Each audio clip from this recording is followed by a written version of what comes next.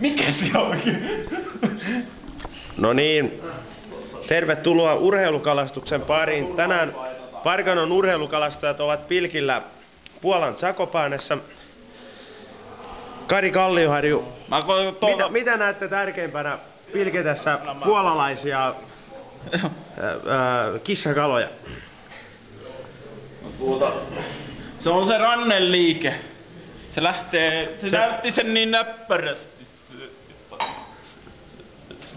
Se nyt...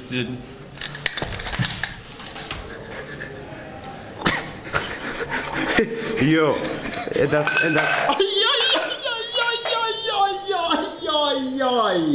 Ai! Meni niin sanotusti kuppinurin.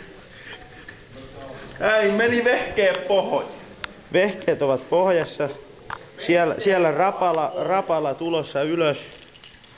Ei, nyt täytyy lähteä kyllä tuumiin. Tämä nyt ei ihan... Ei mennyt putkeen. Otetaan tohon nopea strategian kertaus.